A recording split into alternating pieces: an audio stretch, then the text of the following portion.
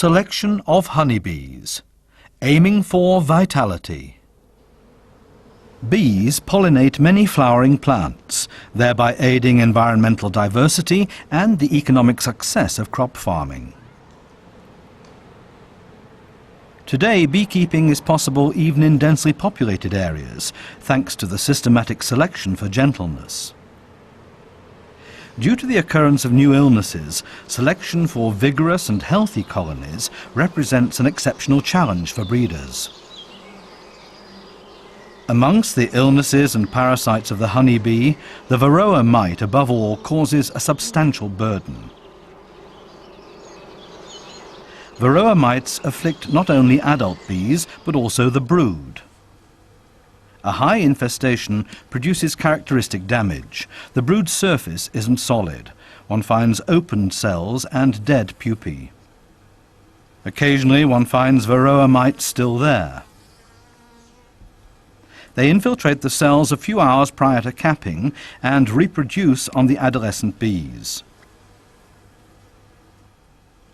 A sure sign of parasitizing mites are the white fecal piles on the top cell wall. Sometimes bees emerge from the afflicted brood cells with shortened abdomens and crippled wings. This disfigurement results from the withdrawal of nutrients and the transmission of viruses from mites. During the brood phase of the bees, the varroa mites multiply. The infestation of a colony can double monthly. In many cases, during summer, treatments must be applied to ensure the survival of the colony. However, in some colonies, the infestation grows much more slowly. To evaluate its development, the infestation is determined at the season's beginning and at the start of July. Colonies with minimal varroa increases are preferentially scored for selection. In spring, pussy willows are the first abundant pollen source in many locations. The bees can now gather large amounts of pollen and begin to rear brood. With the start of the brood season, the reproduction of mites also commences in the colonies, so this is the appropriate time to evaluate the starting infestation. For this purpose, at the start of the pussy willow bloom, all colonies of this test apiary received a mite drop tray, which should cover the entire bottom board area. The tray must stay in the colony for at least 3 weeks and is monitored weekly during that time. On the light base, the varroa mites are recognized effortlessly and can easily be counted. Date of control and mite count are noted on the record form. In the first 10 days of July, the varroa infestation is evaluated again. Meanwhile, it has increased so much that it can be gauged from a single bee sample.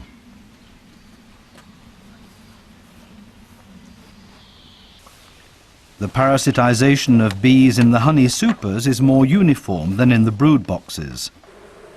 So the sample for the analysis is taken from here. There's also no danger of damaging the queen. As the bee sample evaluates the relative infestation, this method is suitable to compare hives of different strengths. First, the bees are shaken onto a sheet of plastic. For reliable results, the sample must contain at least 30 grams of bees. By folding the sheet, the bees can easily be poured into the specimen cup. The cup is marked with the date and colony number.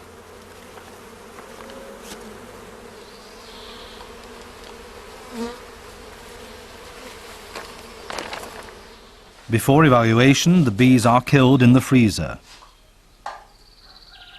After determining the weight of the empty specimen cup, the weight of the sample is calculated. A digital scale that accurately measures to 1/10 of a gram is ideal. In soapy water, the mites detach from the bees. First, the sample is transferred to a larger container. It's important not to leave any mites behind in the specimen cup. Water and some detergent are added. Then a brief agitation ensures that all bees are wetted.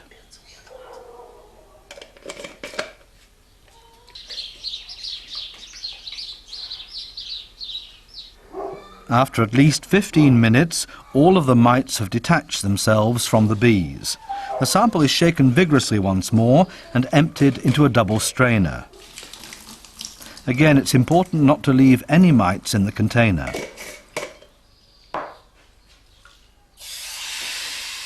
The bees in the strainer are sprayed with a forceful jet of water.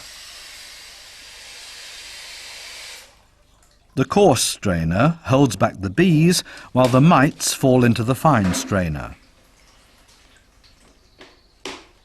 From there, they're shaken onto a light-coloured pad. There they can be counted quickly and reliably. The results are recorded along with the weight of the bee sample.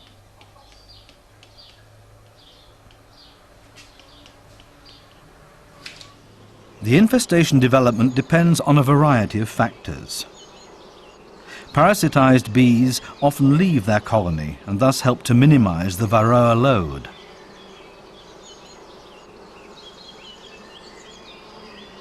Grooming is another protective reaction. Bees find attached mites irritating. They react with forceful shaking and try to cast off the parasites. Mites only reproduce in capped brood. In the infestation development, brood size and brood cycle of a colony play a significant role. Brood cells also vary in their attractiveness to varroa females. An additional mechanism of defense exists in the opening and cleaning out of afflicted brood by nurse bees. The parasitization leads to disturbances and changes in the brood cells. But currently, only little is known about the actual signals to the nurse bees.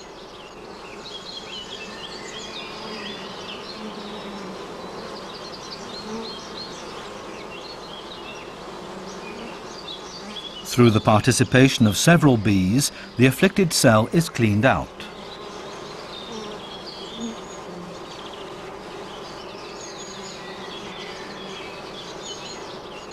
Even if the mite can often escape, she is disturbed in her reproduction.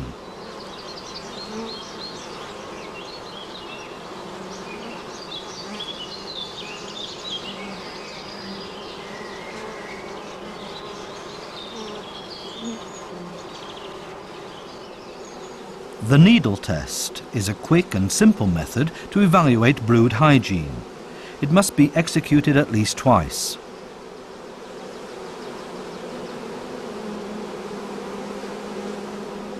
Within a marked region, 50 capped cells are punctured with a fine insect pin. It's important to puncture them all the way to the cell bottom.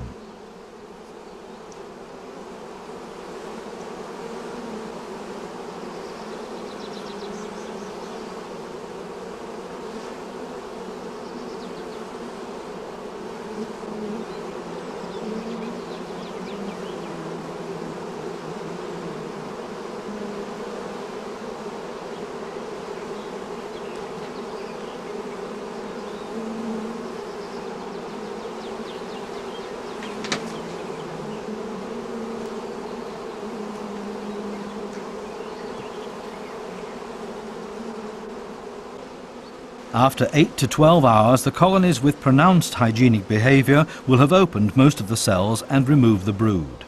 The percentage of completely cleaned out cells serves as a comparison of the brood hygiene of individual colonies. At the end of the testing, all data are noted in the breeding records.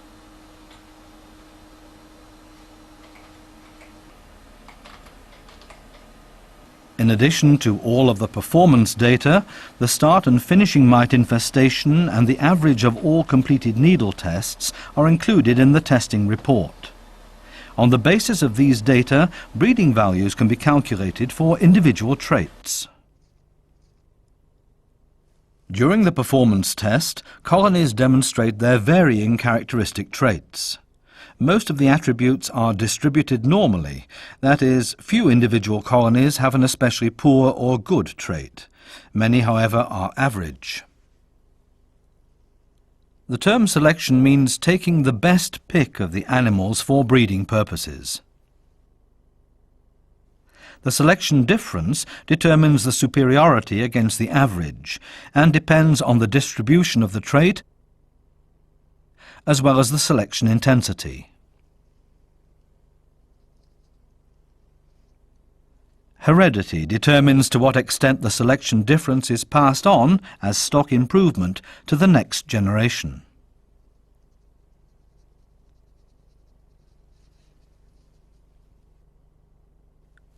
Through progressive selection, the disposition of the animals becomes ever more unified. The still possible stock improvement decreases from generation to generation. The time frame over which one can select effectively and the magnitude of stock improvement depend substantially on the size of the population. A single operation with limited breeding colonies reaches its limits after 3 to 5 generations. Fundamental improvements of the genetic makeup, such as Varroa tolerance, thus require selection in large populations of more than 1,000 colonies. If from these approximately 100 are used annually as breeding colonies, a continuous stock improvement is possible over decades. To achieve such a large population, many breeding operations must cooperate. In the tolerance breeding work group, they work according to uniform criteria, exchange test queens, and evaluate all data via a central breeding estimation system. The best colonies out of the performance tests qualify for the vitality test.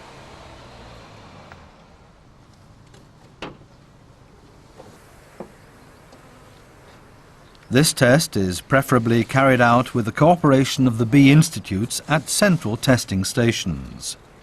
The delivery takes place at the end of July, early August.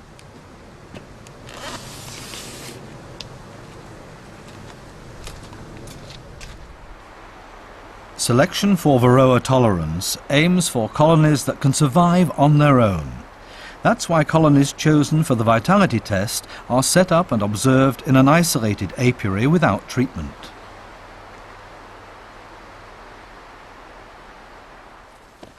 In addition, further tolerance parameters are examined, such as the brood infestation and the susceptibility to virus infections.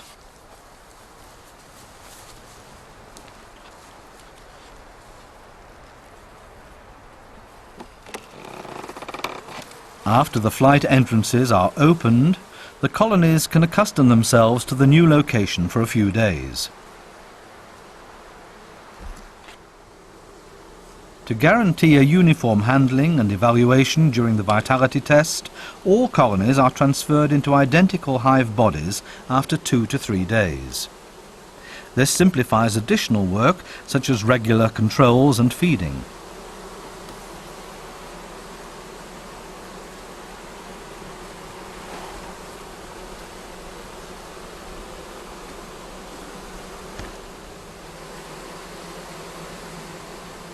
To preserve the established nest structure, all combs are placed according to their former order.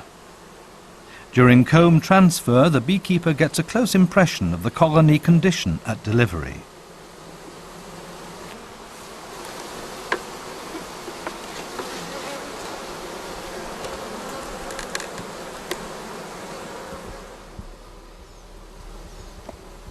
Starting in late August, the apiaries are checked in a weekly rotation. Weak colonies can thus be recognized in time and broken down. Thus, robbing and the resulting spread of pathogens can be avoided.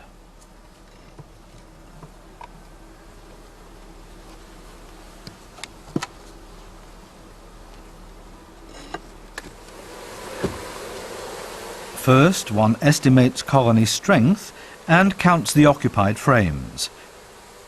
In this case, there are 15.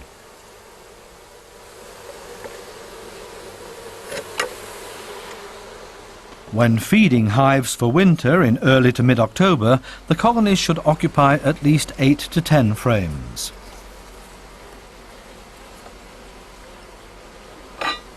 For a more accurate evaluation of the Varroa infestation, a brood sample is removed. Only older capped brood is suitable.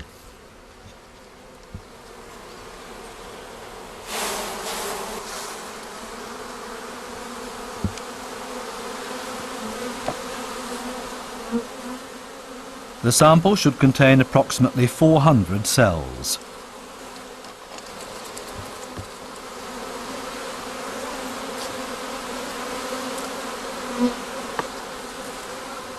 During later examination in the lab, the proportion of reproducing mites and the number of infested brood cells are determined. In late August, the brood infestation should not exceed 5 to 8%. A higher infestation could damage the winter bees and weaken the overwintering ability of the hive.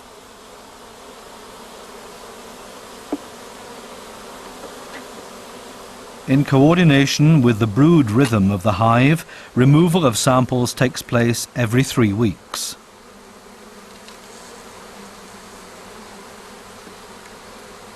From a brood-free frame, a bee sample of at least 30 grams is removed.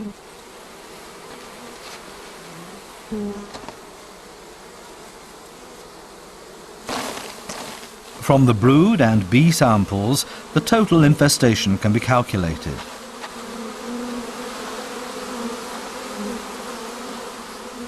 In addition, the bees are examined for virus infections.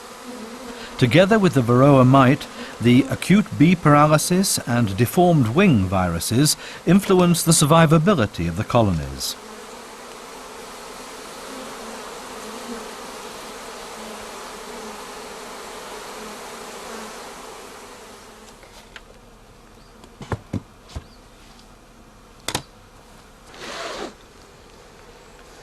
Lastly, controlled date and colony strength are recorded.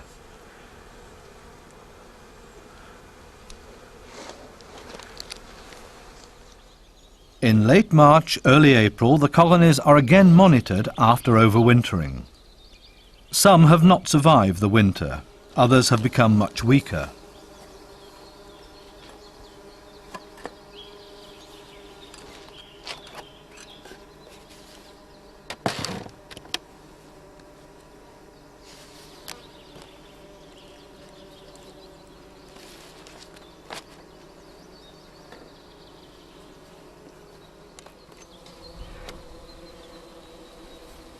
This colony lost only very few bees during the winter. Apparently the health of the winter bees was not impaired by mites or secondary illnesses.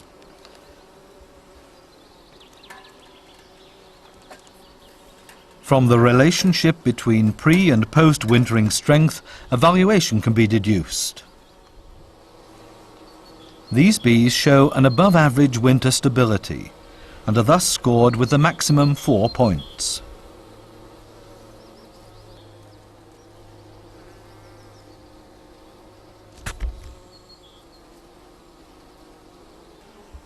Such colonies are preferred for breeding and chosen for further propagation.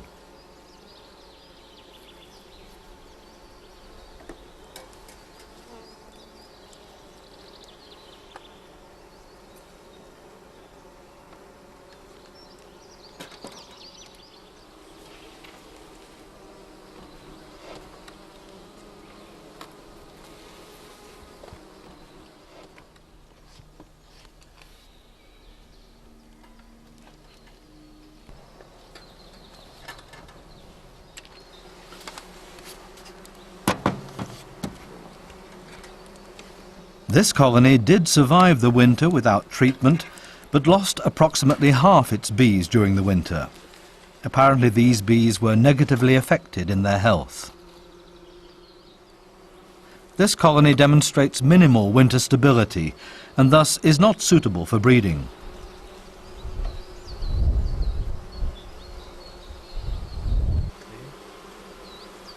Winter stability is an essential factor in selection for a resistant population of bees. This factor for tolerance breeding is thus included alongside the other characteristics in the selection of breeding material.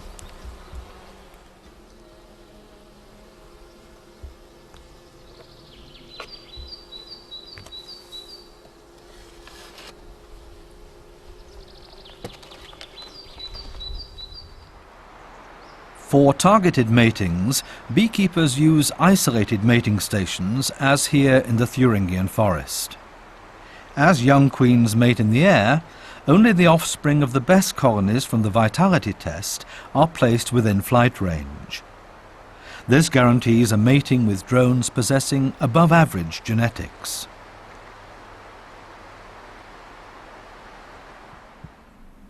Moreover, the tolerance mating stations implement natural selection. The drone colonies placed here are kept without miticide applications against Varroa.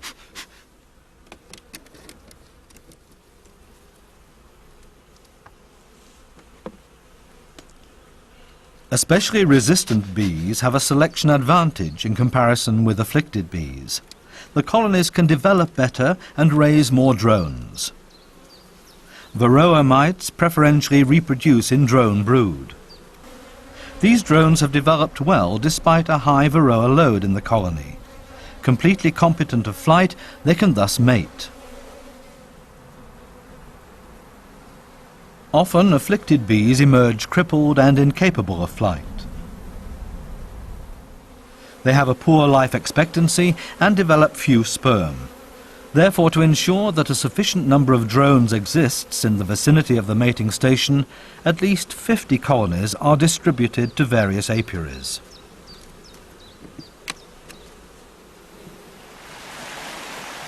Through the use of tolerance mating stations, the genetics of the most vigorous colonies are passed on to thousands of queens.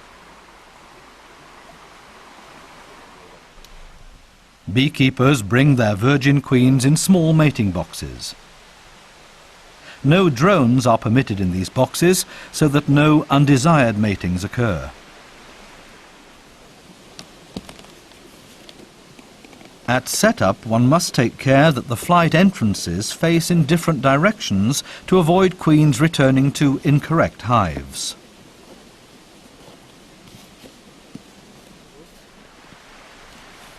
After the hive entrances are opened, the queens can take their mating flights. With their small colony, they stay for 2 to 3 weeks at the mating station. Numerous beekeepers profit annually from the intensive selection work generated by the close cooperation of the tolerance breeding work group. The end goal is a vital bee for commercial beekeeping without medication and losses due to Varroa.